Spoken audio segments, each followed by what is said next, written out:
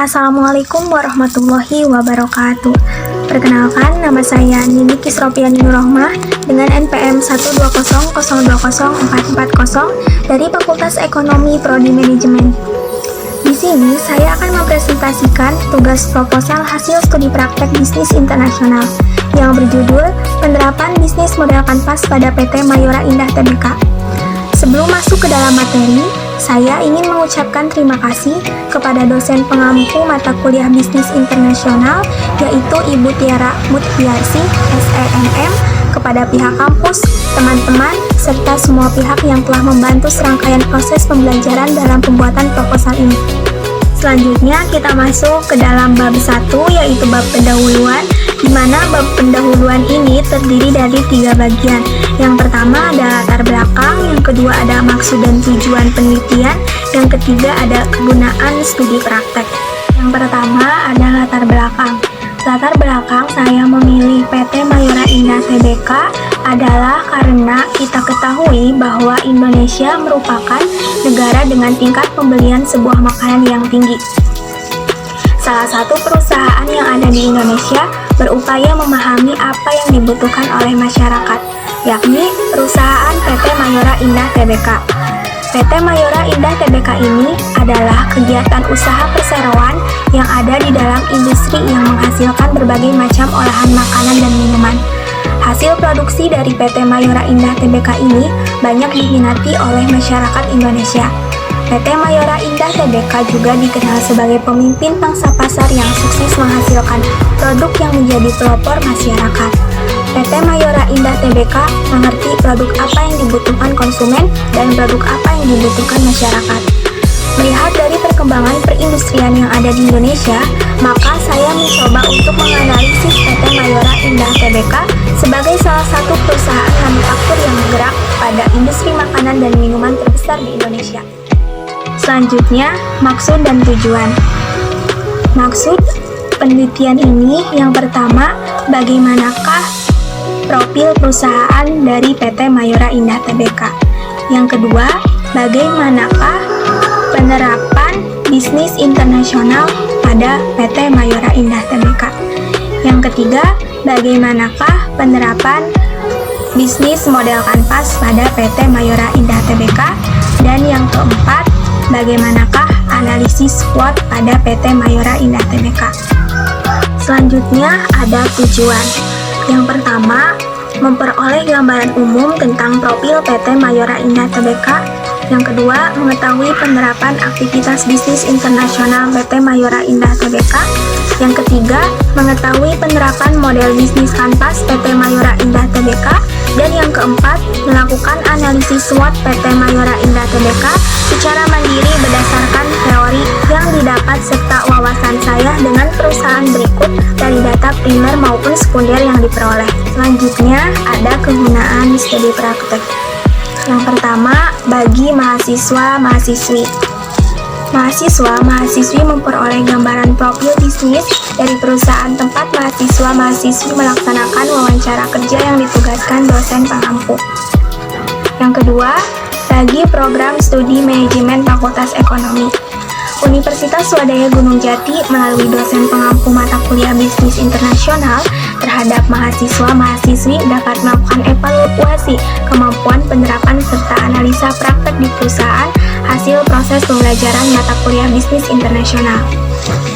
Yang ketiga, bagi perusahaan PT Mayora Indah Tbk sebagai company based co-explore center dapat memberikan ruang bagi mahasiswa-mahasiswi Universitas Swadaya Gunung Jati Cirebon mengamati aktivitas perusahaan di dalamnya meliputi penerapan manajemen terutama dalam aktivitas bisnis internasional perusahaan. Selanjutnya kita masuk ke dalam bab 2 yaitu bab pembahasan, di mana di dalam bab pembahasan ini ada 4 bagian. Yang pertama tentang profil perusahaan PT Mayora Indah Tbk. Yang kedua, penerapan bisnis internasional PT Mayora Indah Tbk. Yang ketiga, penerapan bisnis model kanvas pada PT Mayora Indah Tbk. Yang keempat, analisis SWOT PT Mayora Indah Tbk. Yang pertama ada sejarah PT Mayora Indah Tbk. PT Mayora Indah Tbk merupakan perusahaan dagang yang bergerak di bidang industri pengolahan makanan dan minuman. PT ini berlokasi di Gedung Mayora Indah, lantai 8, Jalan Tomang Raya nomor 2123 Jakarta Barat. Perusahaan bentuk perseroan ini didirikan pada tanggal 17 Februari 1977 oleh Jody Hendra Atmaja, seorang pengusaha yang masuk ke dalam 10 orang terkaya di Indonesia. PT Mayora memiliki pabrik pertama yang berlokasi di Tangerang dengan target market wilayah Jakarta dan sekitarnya. Setelah mampu memenuhi pasar Indonesia, perusahaan bentuk perseroan ini melakukan penawaran umum perdana dan menjadi perusahaan publik pada 4 Juli 1990 di Bursa Efek Indonesia dengan kode MYOR. PT Mayora Indah telah berkembang menjadi salah satu perusahaan fast moving consumer good industry yang telah diakui keberadaannya secara global. Hal tersebut dikarenakan PT Mayora Indah Tbk telah membuktikan dirinya sebagai salah satu produsen makanan berkualitas tinggi dan telah mendapatkan banyak penghargaan. Di antaranya adalah yang pertama, Top 5 Best Managing Company in Indonesia dari Asia Money. Yang kedua, Top 100 Exporter Company in Indonesia dari majalah SWA. Yang ketiga, Top 100 Public Listed Company dari majalah Investor Indonesia. Yang keempat, Best Manufacturer of Health Products dari Majelis Ulama Indonesia. Dan masih banyak penghargaan lainnya. 2. Ada visi misi PT Mayora Indah Tbk. Visi dari PT Mayora Indah Tbk menjadi produsen makanan dan minuman yang berkualitas dan terpercaya di mata konsumen domestik maupun internasional dan menguasai pangsa pasar terbesar dalam kategori produk sejenis. Visi dari PT Mayora Indah Tbk. Yang pertama, dapat memperoleh laba bersih operasi di atas rata-rata industri dan memberikan value added yang baik bagi seluruh stakeholder perseroan. Yang kedua, dapat memberikan kontribusi positif terhadap lingkungan dan negara di mana perseroan berada. Selanjutnya ada struktur organisasi. Dalam struktur organisasinya, perseroan PT Mayora Indah Tbk dikelola oleh Dewan Direksi di bawah pengawasan Dewan Komisaris yang anggotanya diangkat oleh Rapat Umum Pemegang Saham. Direksi perseroan ini terdiri dari seorang direktur utama dan 4 direktur. Seluruh direksi saling bersinergi dan masing-masing bertanggung jawab di bidangnya di bawah koordinasi direktur utama. Lembaga pemegang kewenangan tertinggi diduduki oleh RUPS atau Rapat Umum Pemegang Saham. Rapat ini biasanya dilakukan setiap 1 tahun sekali di akhir tahun ketika perusahaan sedang tutup buku. Kemudian, di bawah RUPS terdapat Dewan Komisaris yang bertanggung jawab mengawasi dan memberikan saran kepada Dewan Direksi atas pengelolaan perusahaan termasuk perencanaan dan pengembangan, operasional dan penganggaran, kepatuhan dan tata kelola perusahaan, dan penerapan keputusan RUPS. Direksi bertanggung jawab kepada RUPS. Kemudian, Dewan Komisaris dibantu oleh Audit Komit dalam menjalankan fungsi dan kewenangannya, dan Audit Komit bertanggung jawab secara langsung kepada Dewan Komisaris. Tanggung jawab Audit Komit diantaranya mengawasi proses pelaporan keuangan perusahaan atas nama Dewan Komisaris, merekomendasikan pilihan atas auditor eksternal kepada Dewan Komisaris, penunjukan akhir tergantung dari persetujuan pemegang saham, mengadakan rapat secara berkala dengan auditor internal dan eksternal untuk membahas hasil evaluasi mereka atas pengendalian rencana kerja audit dan non-audit, penemuan-penemuan mengenai lemahnya pengendalian internal atas pelaporan keuangan, dan evaluasi dari laporan keuangan konsolidasian. Kemudian, di bawah Dewan Komisaris terdapat Dewan Direksi yang dipimpin oleh Direktur Utama. Direktur Utama bertanggung jawab atas berjalannya seluruh fungsi organisasi perusahaan. Di PT Mayora Indah, Direktur Utama dibantu oleh direktur lainnya dalam menjalankan fungsi dan tugasnya. Keempat direktur tersebut ialah Direktur Supply Chain, yang bertugas mengawasi dan mengelola rantai pasokan dan logistik supaya produktivitas dan efisiensi proses dapat berjalan lancar. Menjalin relasi yang baik dengan pemasok dan vendor juga menjadi tugas dari Direktur Supply Chain. Selanjutnya, Direktur Keuangan. Direktur Keuangan bertanggung jawab mengelola dan menjalankan kegiatan perusahaan untuk menangani urusan biaya dan HPP dan persediaan, menangani urusan penjualan, piutang dan hutang, menangani urusan anggaran dan pelaporan, menangani urusan sistem dan prosedur, menangani urusan pengelolaan dana dan perencanaan keuangan, menangani urusan verifikasi bendahara dan bank, menangani urusan pajak dan asuransi, serta menangani urusan yang berhubungan dengan optimasi aset dan portofolio investasi. Selanjutnya, Direktur Operasional memiliki tanggung jawab dalam operasional perusahaan, juga membantu Direktur Utama dalam menyusun strategi pemenuhan target perusahaan, bertanggung jawab dalam pengembangan kualitas produk dan karyawan. Selanjutnya, Direktur Pemasaran bertugas untuk mengatur proses pemasaran produk yang dihasilkan perusahaan dan strategi agar produk lebih dikenal masyarakat. Selain itu, Direktur Pemasaran bertanggung jawab atas fungsi-fungsi pemasaran, account manager, kebijakan promosi, kebijakan penjualan dan kontrak penjualan, kebijakan harga, kebijakan pemasok, serta kebijakan hubungan pelanggan.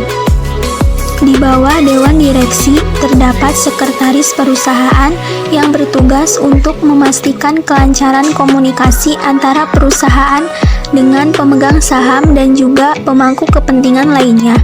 Selain itu, Sekretaris membantu Direksi dan Dewan Komisaris dalam melaksanakan tata kelola perusahaan, penyampaian laporan, dan dokumentasi RUPS, serta rapat-rapat. Selanjutnya, di kedudukan yang sama terdapat unit audit internal yang bertugas untuk menguji dan mengevaluasi atas efisiensi dan efektivitas di bidang operasional, keuangan, sumber daya, dan akuntansi. 4 Direktur Dewan Direksi bertanggung jawab terhadap departemen sesuai bidangnya masing-masing. Di PT Mayora terdapat 7 departemen, yaitu Departemen Purchasing, Departemen Teknologi Informasi, Departemen Pemasaran, Departemen Keuangan dan Akunting, Departemen HRD dan Personalia, Departemen Legal, serta Departemen Manufacturing. Selanjutnya, ada produk yang dijual PT Mayora Indah Tbk. Saat ini, PT Mayora Indah Tbk dan entitas anak memproduksi dan secara umum mengklasifikasikan produk yang dihasilkannya ke dalam 2 kategori, yaitu makanan dan minuman olahan, yang meliputi 6 divisi yang masing-masing menghasilkan produk yang berbeda namun terintegrasi. Adapun divisi mereka hingga saat ini adalah biskuit, merek dagangannya itu Roma Mari Susu, Roma Kelapa, Roma Malkis, dan lain-lain. Kemudian ada kembang gula, merek dagangnya itu Kopiko, Kiss, Tamarin, dan lain-lain. Kemudian ada wafer, merek dagangannya itu Beng Beng, Roma Super Keju, Astor, dan lain-lain. Kemudian ada coklat, merek dagangannya itu Coki Coki. Kemudian ada kopi, merek dagangannya itu Torabiko Duo, Torabika Cappuccino, Torabika Jahe Susu, dan lain-lain. Kemudian ada makanan kesehatan, merek dagangannya itu Energen Cereal, Energen Oatmeal, Energen Fruit. Perseroan ini tidak hanya dikenal sebagai perusahaan yang memproduksi makanan dan minuman olahan, tapi juga dikenal sebagai market leader yang sukses menghasilkan produk-produk yang menjadi pelopor pada kategorinya masing-masing. Produk-produk hasil inovasi perseroan diantaranya permen Kopiko, pelopor permen kopi, Astor, pelopor wafer stick, Beng Beng, pelopor wafer karamel berlapis coklat, Coki Coki, pelopor coklat pasta, Energen, pelopor minuman sereal, kopi Torabika Duo dan Duo Susu, pelopor kopi mix. Selanjutnya ada strategi, program pendukung, serta pencapaian kinerja perusahaan PT Mayora Indah Tbk. Kunci sukses keberhasilan PT Mayora Indah Tbk dalam bersaing tentu saja tak lepas dari beberapa strategi yang ditetapkan oleh pihak manajemen dalam mengatur strategi perusahaan, mulai dari pemasaran, menghadapi konsumen, dan pesaing. Untuk mempertahankan pangsa pasar, PT Mayora mencoba menyesuaikan saluran distribusinya dengan kebutuhan pelanggan dan mengelompokkan strategi yang digunakan dalam pemasarannya. Strategi tersebut dibagi menjadi 3 bagian. Yang pertama, strategi segmentasi. Pada kasus PT Mayora Indah Tbk, perusahaan melakukan beberapa strategi untuk mengidentifikasi dan menemukan segmen pasar yang paling sesuai dengan tujuan dan orientasi perusahaan. Beberapa bentuk segmentasi yang dilakukannya adalah segmentasi geografis. Pada segmentasi geografis, PT Mayora Indah Tbk mengelompokkan segmen pasar berdasarkan pasar domestik dan juga luar negeri. Pada segmen pasar domestik, dilakukan pengembangan ke semua wilayah mulai dari desa, kecamatan, kabupaten, serta kota tanpa terkecuali. Sedangkan untuk pengembangan pasar internasional, PT Mayora Indah Tbk lebih berfokus pada segmen pasar dengan penduduk padat seperti Cina, Thailand, dan Vietnam dengan tujuan untuk meluaskan pasar. Selanjutnya ada segmentasi demografis. Segmentasi berdasarkan demografis yang dilakukan PT Mayora Indah Tbk adalah tidak membuat segmen berdasarkan kriteria usia, tingkat penghasilan, ataupun kalangan spesifik tertentu karena kebanyakan produk Mayora dapat dikonsumsi dan dijangkau oleh semua kalangan dari berbagai usia, latar belakang pendidikan, dan pendapatan, serta gender. Jadi, Mayora dapat mencangkup beberapa segmen pasar sekaligus dan tidak mengelompokkan segmentasi berdasarkan demografi secara spesifik. Selanjutnya ada segmentasi psikografis. Segmentasi psikografis yang dilakukan adalah dengan menyesuaikan produk dengan kebutuhan dan juga gaya hidup konsumen.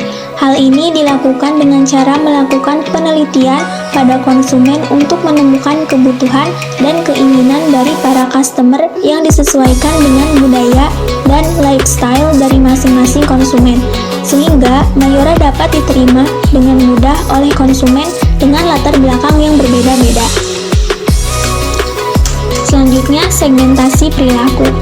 Segmentasi perilaku dilakukan dengan memperhatikan benefit apa yang diinginkan pelanggan, apakah lebih berorientasi pada harga atau kualitas. Pada hal ini, Mayora lebih menyegmenkan dirinya pada pemenuhan kualitas yang baik. Selain itu, segmentasi juga dilakukan dengan memperhatikan faktor keloyalan dari pelanggan. Karena ketatnya persaingan, maka segmentasinya lebih berfokus pada penjagaan kualitas untuk mempertahankan keloyalan pelanggan. Adanya wacana pertumbuhan middle class yang berkembang pesat juga menjadi salah satu faktor yang menjadi pertimbangan Mayora untuk menentukan segmen pasarnya. Yang kedua, ada strategi targeting. Target yang ditetapkan PT Mayora Indah Tbk adalah memasuki beberapa pasar dan juga segmen konsumen dalam menentukan target. PT Mayora lebih berfokus kepada penjagaan kualitas dan juga inovasi produk yang dapat menambahkan value added bagi para konsumen melalui benefit yang mereka dapatkan dari produk Mayora. Misalnya saja, untuk anak-anak mereka mengembangkan berbagai jenis permen, wafer karamel, dan juga energen untuk melengkapi kebutuhan gizi sarapan. Selain itu, mereka juga menargetkan untuk memasuki pasar dewasa dengan menciptakan produk makanan terutama consumer good seperti membrand produk energen menjadi produk sarapan keluarga dan juga biskuit Danisa sebagai biskuit yang dicintai oleh kalangan muda sampai ibu-ibu. Oleh karena itu, target konsumennya pun kebanyakan juga berasal dari kalangan menengah yang lebih memperhatikan atau lebih berorientasi pada kualitas dibandingkan dengan harga. Yang ketiga ada strategi positioning. Mayora merupakan salah satu perusahaan fast moving consumer good di Indonesia. Untuk menjadi perusahaan fast moving consumer good di Indonesia, tentunya diperlukan strategi positioning yang baik dari Mayora.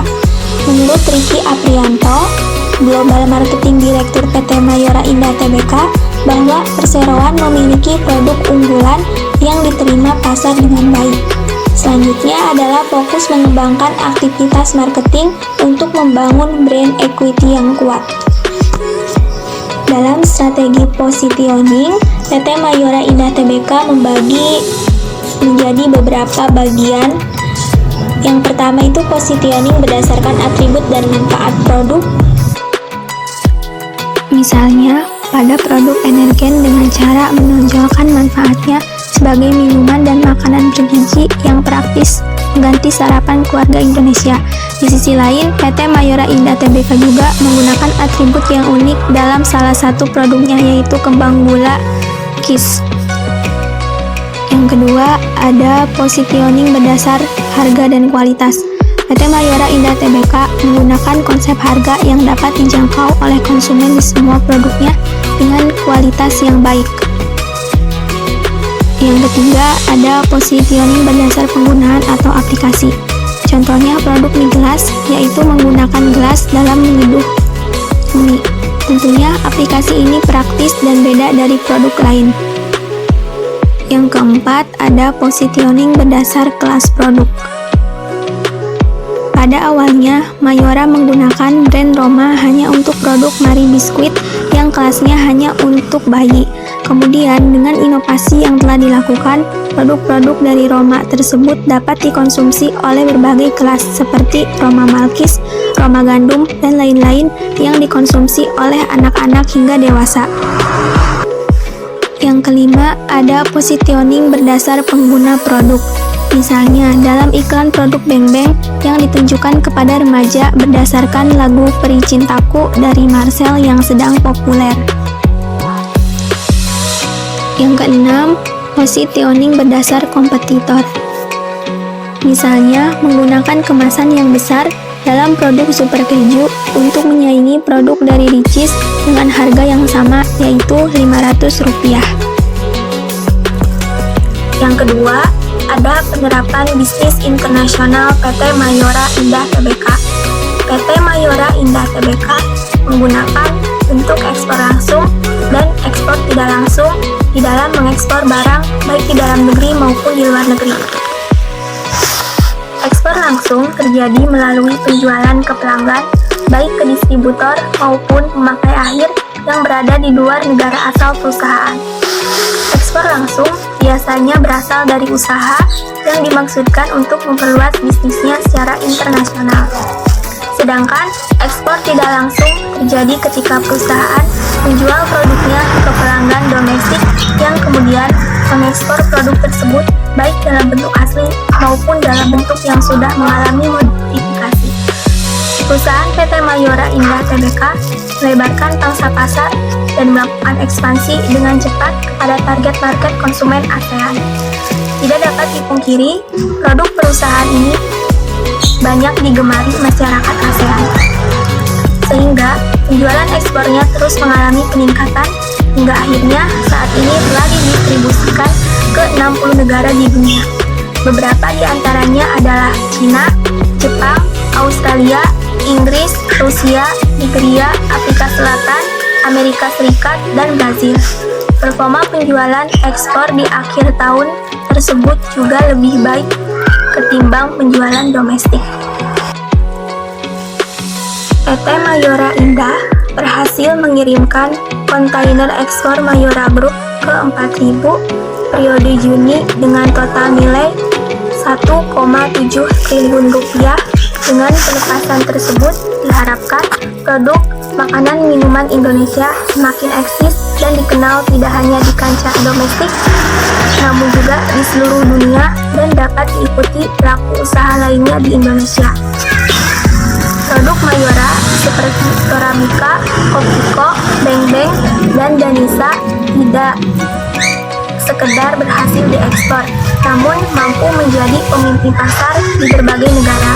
Hal ini menunjukkan bahwa ekspor produk makanan olahan dari Mayora tetap mampu bersaing di pasar global, sehingga secara tidak langsung dapat menjaga perekonomian Indonesia.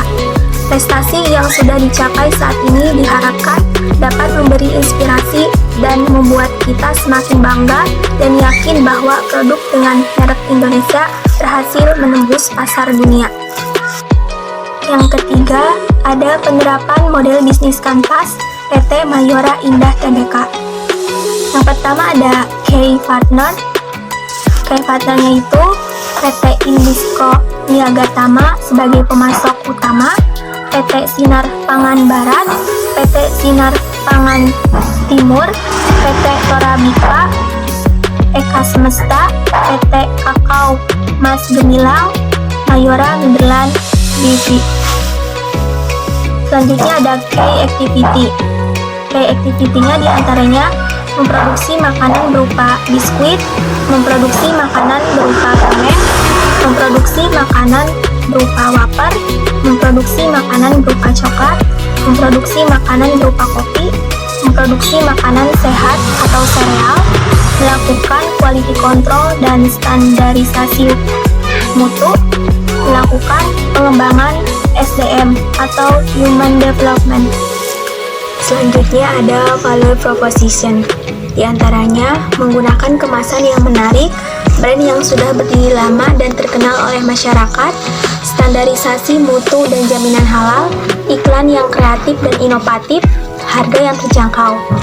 Selanjutnya ada customer relationship. Di antaranya website, membuka bazar atau stand booth khusus, membuka beasiswa, membuka training and development, membangun ikatan konsumen dengan back emotion, melakukan program CSR.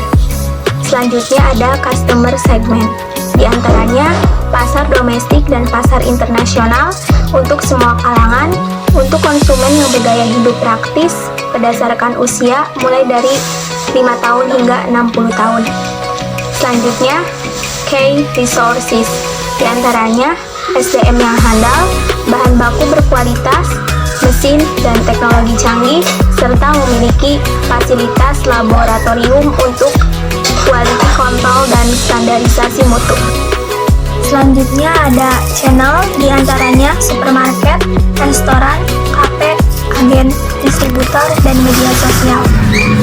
Selanjutnya ada cost struktur, diantaranya pajak bangunan, utang bank, pembayaran kepada pemasok, pembayaran bunga, imbalan kerja atau upah, dan biaya penelitian. Selanjutnya ada revenue stream, diantaranya penjualan langsung dari produk yang ada di 6 divisi PT Mayora, yaitu biskuit, permen, wafer, coklat, kopi, dan makanan kesehatan. Selanjutnya penjualan tidak langsung dari kaos, gelas, payung, dan mekanis lainnya. Selanjutnya ada analisis SWOT. Yang pertama ada strengths atau kekuatan.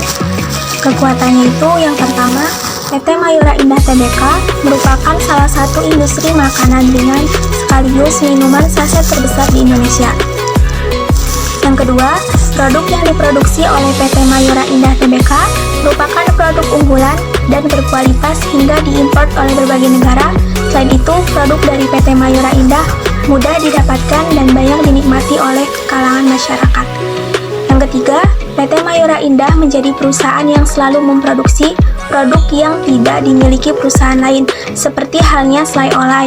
Merupakan biskuit selai olai dipasarkan banyak produk yang bermunculan yang serupa. Yang keempat, dapat mempertahankan citra perusahaan sejak didirikannya PT Mayora Indah hingga saat ini. PT Mayora Indah masih menjadi industri makanan yang selalu mengembangkan produknya sesuai dengan perkembangan zaman. Yang kelima, dapat membangun image perusahaan dengan selalu meningkatkan loyalitas terhadap konsumen dan meningkatkan pelayanan konsumen. Yang keenam, PT Mayora Indah memiliki banyak produk substitusi sehingga dapat bersaing dengan banyaknya produk makanan yang ada di Indonesia. Yang ketujuh, PT Mayora Indah memiliki beberapa stakeholder atau konsumen yang tetap seperti PT Hero Supermarket, Carrefour, dan lain-lain. Yang kedua ada weakness atau kelemahan. Kelemahannya itu yang pertama, PT Mayora Indah hanya memiliki satu pemasok yaitu PT Inbisco Niaga sehingga dapat dikendalikan oleh pemasok. Yang kedua, PT Mayora masih melakukan import barang baku di berbagai negara lain. Yang ketiga, tingginya biaya periklanan melalui media televisi maupun internet. Yang keempat, perusahaan masih memiliki ROE yang rendah, menunjukkan bahwa perusahaan tidak bisa memaksimalkan utang yang ada. Yang ketiga ada opportunity atau peluang. Peluangnya itu yang pertama, produk yang dihasilkan merupakan produk berkelanjutan dan bukan produk musiman. Produk tersebut relatif dibutuhkan oleh masyarakat. Yang kedua, berkembangnya supermarket yang ada di Indonesia seperti Alfamidi, Alfamart, dan Indomaret maka akan membuka peluang pasar bagi PT Mayora Indah. Yang ketiga, adanya masyarakat yang konsumtif dapat mendorong untuk meningkatkan penjualan produk pada PT Mayora Indah. Yang keempat ada threat atau ancaman.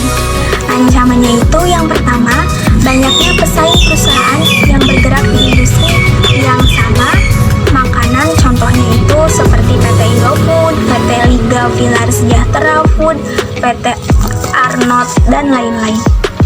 Yang kedua, munculnya produsen makanan, dessert, dan minuman homemade yang lebih menarik dan mengikuti perkembangan zaman dapat menurunkan daya tarik masyarakat terhadap produk PT Mayora Indah. Yang ketiga, ketika pemasok bahan baku lebih mementingkan pesanan perusahaan lainnya dan pesanan bahan baku dari PT Mayora Indah Tbk dialihkan, padahal PT Mayora Indah hanya memiliki satu pemasok yaitu PT Inbisco Niaga. Adapun kesimpulan dari materi yang telah dibahas, yang pertama, PT Mayora Indah Tbk adalah perusahaan yang bergerak di bidang makanan dan minuman. Perusahaan ini juga memiliki visi dan misi serta struktur organisasi untuk mendukung pencapaian perusahaan. Perusahaan ini menggunakan beberapa seni manajemen untuk menguasai pangsa pasar baik domestik maupun internasional, mulai dari strategi manajemen pemasaran sampai dengan strategi inovasi produk, sehingga produk-produk Mayora dapat dinikmati oleh semua kalangan, mulai dari anak-anak sampai dengan dewasa, dan memberikan profit yang maksimal bagi perusahaan. Yang kedua, penerapan aktivitas bisnis internasional menggunakan strategi ekspor langsung dan tidak langsung dalam mengekspor barang baik di dalam negeri maupun di luar negeri.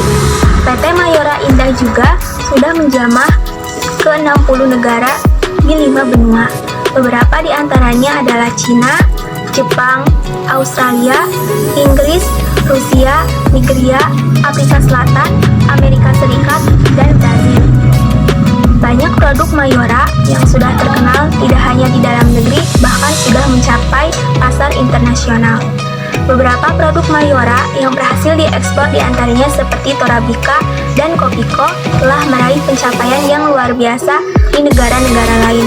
Bahkan, permen Kopiko merupakan produk permen kopi nomor 1 di Filipina, Vietnam, Malaysia, India, Afrika, Middle East, hingga Amerika Serikat. Yang ketiga ada analisis bisnis model kanvas atau BMC, terdapat value proposition. Dapat diketahui bahwa PT Mayora sudah menggunakan kemasan yang menarik, brand yang terkenal sudah lama, dan standarisasi mutu dan jaminan halal. Key Activity sudah melakukan quality control yang menggunakan SSOP dan GMP.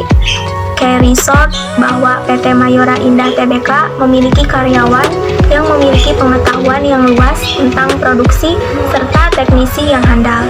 Segmentasi PT Mayora sudah menjangkau semua kalangan, baik kalangan bawah hingga kalangan menengah. PT Mayora memiliki channel yang banyak, sudah memasuki banyak supermarket. PT Mayora didukung oleh SDM yang berkualitas serta dengan bahan baku yang bermutu dan teknologi yang modern. Konstruktur yang dimiliki PT Mayora sangatlah kompleks, mulai dari pajak dan tanggungan-tanggungan harus dipenuhi oleh perusahaan. Yang keempat, dalam analisis SWOT, PT Mayora memiliki kekuatan yang cukup untuk bersaing di pasar. Dibuktikan dengan keberadaannya sejak tahun 1977 sampai dengan sekarang.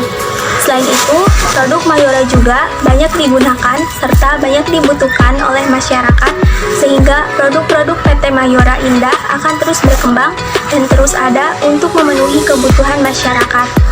Kelemahan dari PT Mayora Indah itu sendiri masih mengimpor bahan baku dari luar, sehingga pengeluaran keuangan dari perusahaan juga akan semakin besar dan juga biaya pengeluaran iklan yang besar.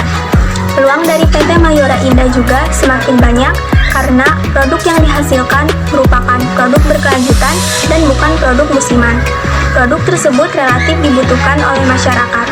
Selain itu, di masa sekarang ini banyak berdiri supermarket, Alfamart, dan lain sebagainya, sehingga peluang dalam memasarkan produk juga akan semakin besar. Ancaman dari PT Mayora Indah Tbk yaitu banyaknya perusahaan lain yang menciptakan produk yang sama seperti halnya produk yang dikeluarkan oleh PT Mayora Indah. Mungkin itu yang dapat saya sampaikan, kurang lebihnya mohon maaf. Terima kasih kepada dosen pengampu dari mata kuliah Bisnis Internasional karena telah membantu saya dalam penyusunan proposal ini. Mohon maaf apabila ada kekurangan dalam pembuatan proposal ini. Saya menerima kritik saran dari teman-teman untuk lebih menyempurnakan pembuatan proposal berikutnya. Terima kasih. Wassalamualaikum warahmatullahi wabarakatuh.